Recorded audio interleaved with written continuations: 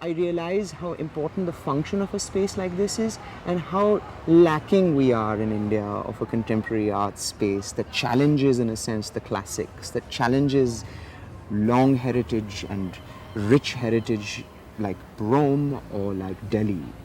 And I think it's important not to feel intimidated by these temples of art, but to challenge them as well, to feel like as artists, they're not stone and glass, but they're like clay, and that we should be able to mold them and change them and shift their meaning.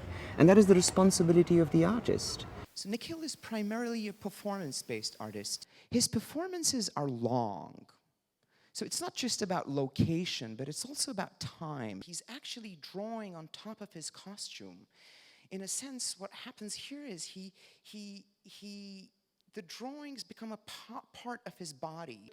If we were to look at his work in chronology, in a sense, what Nikhil goes from is this kind of dandy impressionist in his early performances to this kind of grotesque sort of creature. He's trying things, wearing costumes backwards, wearing things inside out, not being just wanting to look pretty, not just wanting to look beautiful, but wanting to look distorted and contorted.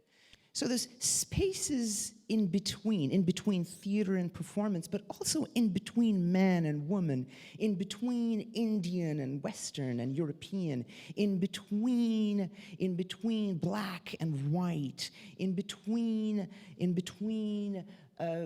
inside and outside. So all of these spaces in between allow for a kind of creativity that he enjoys. What's consistent in a way with Indian Highway is the idea of going out into the open, taking the inside to the outside and then bringing the outside back inside.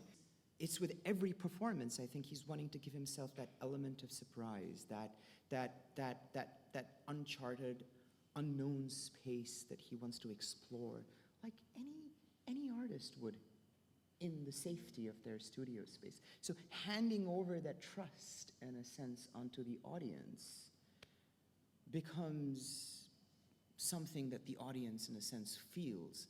And it's the desire in an audience to see that through is what is completing the cycle of making and receiving, of communicating and receiving.